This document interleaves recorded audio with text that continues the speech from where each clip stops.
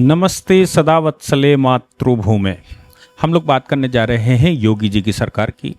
और योगी जी की सरकार की खास बात है कि योगी जी जिस स्तर पर काम करते हैं या उनका जो प्लान है या जो उनकी भावना राष्ट्र को लेकर है वो बिल्कुल स्पष्ट है, कोई दो राह नहीं। वो अलग बात है कि उनके अधिकारी उनकी बात कितनी मानते हैं, उनके अधिकारी उनके बीच में कितना खेल लेते हैं, क्योंकि एक व्यक्ति कितना काम कर सकता है। अधिकारी स्लैगिंग करते हैं, अधिकारी खेल भी खेलते हैं, इसमें भी कोई शक नहीं है। लेकिन योगी जी के इंटेंशन पर कोई सवाल नहीं खड़ा किया जा सकता। मेरठ में एक मस्जिद, आप सोचो, और वो मस्जिद का नाम भी जामा मस्जिद के नाम से हो। मेरठ में एक मस्जिद जिस पर लंबे समय से कब्जा है और वो जमीन सरकारी रिकॉर्ड में पुलिस स्टेशन है। आप विचार कर सकते हैं कि देश में कोई ऐसी मस्जिदें भी हों जो पुलिस स्टेशन की जगह पर बनी हो, जो सरकार की जगह पर बनी हो, जो सरकारी महकमे की जगह पर बनी हो, और हम सोते रहे हों। नेहरू जी ने जो गलती की उसमें तो कोई शक नहीं है कि वो बहुत गलती क्या कर गए, या मैं कहूँ अपराध कर गए। पाकिस्तान बन चुका था, जब सारी मस्जिदें वहाँ मस्जिदों के बिहाफ पर ही पाकिस्तान लिया था, तो भारत में वक्फ बोर्ड बनाने की आवश्यकता क्या थी? पाकिस्तान ने तो नहीं बनाया था कोई बोर्ड, हिंदू मंदिर बोर्ड, लेकिन हिंदुस्तान में वक्फ बोर्ड बनाया गया था। इसलिए बनाया नेहरू जी ने कि भाई ये जो वक्फ की संपत्तियाँ हैं या जो ये संपत्तियाँ हैं इनकी कौन देखभाल करेगा। वो वक्फ बोर्ड नहीं होता था, वक्फ वैलिडेशन एक्ट 1913 होता था, यानी कि वक्फ एक लीगल एंटिटी माना था। लेकिन वक्फ बोर्ड बनाकर उसको मैनेजमेंट देकर मुसलमानों को पुनः भारत में बिठा देना, जिन्होंने पाकिस्तान ले लिया, ये एक ऐतिहासिक गलती थी। हजारों एकड़, लाखों एकड़ जमीन आज वक्फ के पास है। लेकिन ये जमीनें हम उन पर तो वक्फ मान सकते हैं, अगर माना भी जाए तो उन पर वक्फ जो किसी व्यक्ति ने दी हो। जो आज सुप्रीम कोर्ट कह रहा है कि वक्फ वही मानी जाएगी जो किसी ने डेडिकेट की हो, और वक्फ बाय यूजर भी वही होगा जो किसी की ओनरशिप में हो। सपोज कोई मोहम्मद अली है, मोहम्मद अली ने अपनी ज़मीन किसी को दे दी, डेडिकेटेड रूप से कुछ लिखा पढ़ी नहीं हुई, वहाँ नमाज लोग पढ़ने लगे, वहाँ ताजी दफन होने लगे और लंबे समय से दफन होते हैं, तो फिर ऐसी परिस्थिति में वो ज़मीन वक्फ बाय यूज़र हो जाती। लेकिन सरकारी ज़मीन वक्फ बाय यूज़र कैसे हो सकती? सरकारी ज़मीन पर वक्फ बाय यूज़र का फॉर्मूला लागू ही नहीं होता। यहाँ जो मेरठ की मस्जिद है, जिस मस्जिद की हम लोग बात कर रहे हैं, ये मस्जिद आप सोचिए उसका नाम भी थाने वाली मस्जिद है, यानी कि थाने के अंदर मस्जिद, थाने की जो जमीन है, जो पुलिस स्टेशन की जमीन है, खाली पड़ी है, वहां मस्जिद बना दी गई और उसका नाम भी कहा गया थाने वाली मस्जिद। आप सोच सकते हैं कि क्या किस स्तर पर खेला गया। साइट का कॉन्टेक्स्ट ये है कि खसरा नंबर 1217 में बहुत आलीशान मस्जिद, आप सोचो खसरा नंबर 1217 में एक मस्जिद बनी हुई है, और ज़रूरत का कैसे पड़ी, सरकारी रिकॉर्ड खंगाले गए। जब पुलिस स्टेशन को ज़रूरत पड़ी तो पुलिस स्टेशन को और बढ़ा करने के लिए ज़मीन ढूंढ रहे थे। सरकारी ज़मीन का पैमाइश होनी थी। सरकारी ज़मीन की पैमाइश करने के लिए लेखपाल या जो भी मैनेजमेंट सिस्टम होता है भारत का, उसके रेवेन्यू डिपार्टमेंट में गया। रेवेन्यू डिपार्टमेंट ने बताया भाई इतनी ज़मीन आपकी होनी चाहिए। रेवेन्यू डिपार्टमेंट ने जब ज़मीन नापनी शुरू करी तो माशा अल्लाह पूरी जो मस्जिद, बड़ी सी बड़ी मस्जिद बनी हुई है, वो मस्जिद पूरी सरकारी ज़मीन पर है। अब देखो तर्क समझिए, ये तो आज़ादी से पहले की थी, लोगों ने कहना शुरू किया कि ये तो आज़ादी से पहले की है, ये तो बहुत अंग्रेज़ों के टाइम से है, ये वक्फ बाय यूज़र तो हो ही जाएगी। लेकिन दूसरी तरफ जब उनसे पूछा गया कि भाई ये अंग्रेज़ों के टाइम से है लेकिन वक्फ कब बना, तो बोले ये 1985 में वक्फ चढ़ाया गया, 1985 में ये वक्फ के नाम चढ़ाई गई। वक्फ मैनेजमेंट है, वक्फ के नाम चढ़ी हुई है, वक्फ उसकी देखरेख करता है। अब सवाल ये था जब 1956 में ही, 1956-57 में ही वक्फ बोर्ड बना दिया गया था, तो फिर जो समस्या है वो ये है कि फिर 1985 में ये कैसे चढ़ी। मतलब आप सोचो कि उसको 30 साल कैसे लग गए। आखिर 30 साल हुआ क्या?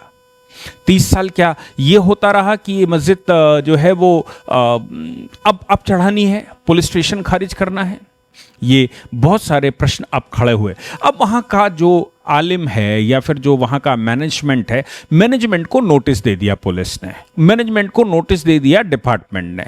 मैनेजमेंट में इमाम अब्दुल गफ्फार नाम के व्यक्ति हैं, उनको दे दिया और ये कहा, अभी तोड़ने की बात नहीं कही, उनसे ये कहा कि ये मस्जिद पुलिस की ज़मीन पर बनी हुई है, पुलिस स्टेशन की ज़मीन पर बनी हुई है। थाने वाली मस्जिद ज़रूर जानी जाती है, लेकिन पुलिस स्टेशन की ज़मीन पर बनी हुई है।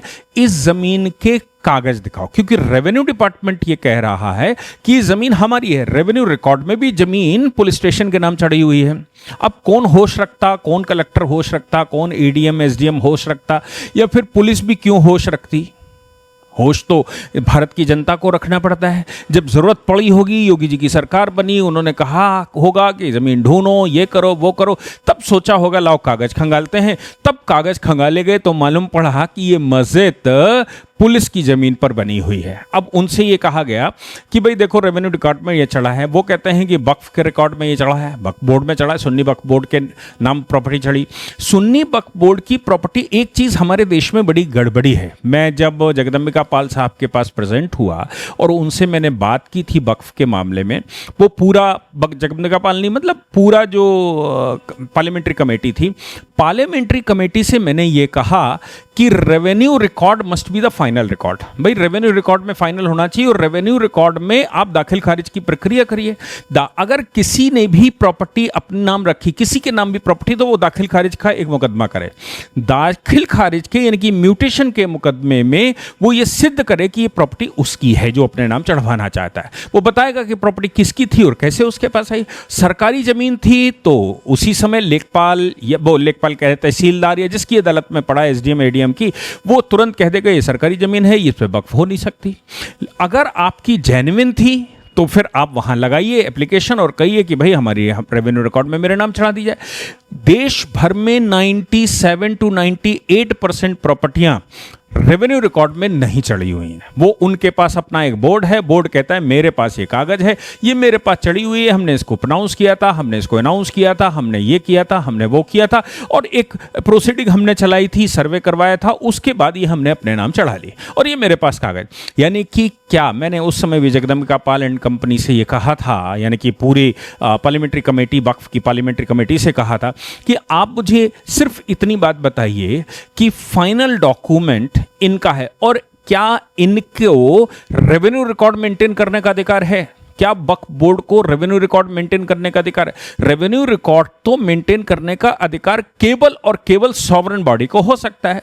डिस्ट्रिक्ट मैजिस्ट्रेट को हो सकता है, एसडीएम एडीएम को हो सकता है, या फिर तहसील बना रखी है तो तहसीलदार को हो सकता है, अगर शहरी एरिया है तो म्युनिसिपैलिटी को हो सकता है। लेकिन ये आपको कैसे, इनको कैसे मिल गया? ये कहते हैं मेरे पास रिकॉर्ड में चढ़ा हुआ है। इनका रिकॉर्ड कितना वैलिड है? इनके रिकॉर्ड को कितनी मान्यता दी जा सकती है? मैं इनके रिकॉर्ड को रिकॉर्ड नहीं मानता।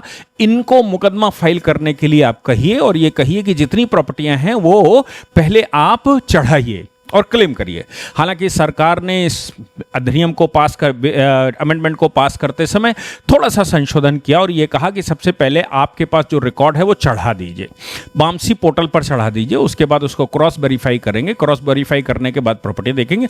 इसी बात को लेकर कपिल सिब्बल जी प्रेजेंट हुए थे सुप्रीम कोर्ट में और उन्होंने कहा था कि 97% प्रॉपर्टियों पर नाम नहीं चढ़ा हुआ है, तो क्या 97% वक्फ की प्रॉपर्टियां वापस हो जाएंगी? मैं कहता हूं वो बिल्कुल वापस होनी चाहिए। और जिन 3% प्रॉपर्टियों की बात कही जा रही है उनके बिहाफ पर पाकिस्तान दे दिया गया था, तो वो प्रॉपर्टियां भी भारत में वक्फ नहीं हो सकती। वो भारत सरकार के मैनेजमेंट में हो सकती हैं, लेकिन वक्फ मतलब प्राइवेटली मैनेजमेंट में कैसे हो सकती? अच्छा, इस पूरे मामले का जो लीगल फ्रेमवर्क है वो ये कहता है 3 प्रकार हैं। आप डेडिकेट करिए, किसी ने आपको डेडिकेट की हो, डेडिकेट मतलब किसी ने आपको सौंपी हो जमीन, तो आपको बताना पड़ेगा कि किसने सौंपी। दूसरी बात यह आती है कि यूजर नहीं सौंपी थी लेकिन उसके सामने ही आप यूज कर रहे हैं लंबे समय से, उसने कभी ऑब्जेक्शन नहीं लगाया। तीसरा है सक्सेशन, आपने वो सक्सेशन में आपने प्रॉपर्टी खरीदी थी, आपने प्रॉपर्टी परचेज की थी, या फिर आपने प्रॉपर्टी गिफ्ट ली थी, बाकायदा डीड बनी थी। इन 3 में से कोई एक प्रक्रिया अगर है तो हम मानते हैं कि भाई ये प्रॉपर्टी वक्फ की है। लेकिन अगर वो सरकारी जमीन है तो याद रखिएगा, 100% याद रखिएगा, सरकारी जमीन पर किसी प्रकार का कोई भी कब्जा लागू नहीं होता। अब इसके दो नियम हैं। एक नियम यह है कि 12 साल की प्रॉपर्टी अगर किसी ने कब्जा करके रखा है, अनडिस्प्यूटेड, एडवर्स पोजीशन मतलब अनडिस्प्यूटेड पोजीशन है, और पार्टी ने उस पर ऑब्जेक्शन नहीं लगाया, प्राइवेट संपत्ति थी, तो फिर आप सुखाधिकार उस पर ले सकते हैं। सरकारी जमीन के मामले में 30 साल का फॉर्मूला है कि कम से कम 30 साल तक किसी ने आपको ऑब्जेक्शन नहीं लगाया था, लेकिन वो रेजिडेंशियल प्रॉपर्टी होनी चाहिए, वो पब्लिक प्रॉपर्टी नहीं होनी चाहिए। पब्लिक प्रॉपर्टी मतलब जैसे थाने की जमीन है, पब्लिक प्रॉपर्टी मतलब जैसे रोड की जमीन है, पब्लिक प्रॉपर्टी मतलब जैसे गंगा जी की जमीन है, पब्लिक प्रॉपर्टी जैसे नाले की जमीन है, पब्लिक प्रॉपर्टी जैसे बागवानी की जमीन है सरकार की, या फिर वहां चारागाह की जमीन है, दलदल की जमीन है, तालाब की, ये पब्लिक प्रॉपर्टियां नहीं होनी चाहिए। वो रेजिडेंशियल प्रॉपर्टी पर 30 साल का फॉर्मूला लागू होता है। वो भी तब लागू होता है जब अनडिस्प्यूटेड है, सरकार ने कभी नोटिस ना दिया हो, सरकार ने कभी गिराया ना हो, सरकार ने कभी खाली ना करवाया हो, सरकार ने कभी आपको तंग ना किया हो, तो सरकार मानती है कि ये रेजिडेंशियल प्रॉपर्टी है, ये इनकी हो सकती है। लेकिन सार्वजनिक पब्लिक पर्पस यूज की प्रॉपर्टी अगर 200 साल भी कब्जा रहता है और वो संपत्ति पब्लिक की है, यानी कि सरकार की पब्लिक प्रॉपर्टी है, तो ऐसी प्रॉपर्टी पर इंक्रोचमेंट के कानून लागू होते हैं। और इंक्रोचमेंट का मतलब होता है कि वो संपत्ति सदैव कभी भी खाली करवाई जा सकती। हालांकि ऑनरेबल सुप्रीम कोर्ट इन मामलों में अभी फिलहाल कई एक बातें कह चुका। Andhra Pradesh Waqf board versus state of Andhra Pradesh के केस में ऑनरेबल सुप्रीम कोर्ट ने कहा था, सीधा कहा था कि टाइटल बोर्ड नोटिफिकेशन से प्रोटेक्टेड हो सकता है, लेकिन ये जो बोर्ड है उसकी रिक्वायरमेंट बनती है इंक्वायरी करना। को बोर्ड ने अगर चढ़ा लिया है तो भी इंक्वायरी का मामला बनता है, इंक्वायरी की जा सकती है, और इंक्वायरी में अगर बोर्ड ने गलत तरीके से चढ़ा लिया है तो वो प्रॉपर्टी वापस आ सकती है। अभी कुछ दिन पहले ही सलेम मुस्लिम कमेटी का ऑनरेबल सुप्रीम कोर्ट का जजमेंट आया था, जिसमें डेडिकेशन की बात कही थी। उन्होंने कहा कि अगर डेडिकेशन हुआ है तो हम मानेंगे कि ये संपत्ति आपको दी गई, अगर डेडिकेशन नहीं हुआ है तो आपको सिद्ध करना पड़ेगा प्रॉपर्टी आपकी कैसे हो गई।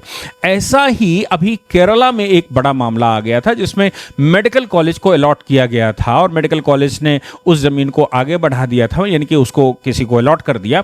तब वक्फ बोर्ड ने कहा ये सारी जमीन हमारी। तब supreme high court, Kerala high court और बाद में सुप्रीम कोर्ट ने भी कहा कि नहीं, ये नहीं हो सकता, अगर वक्फ के नाम डेडिकेट की गई है तो ही।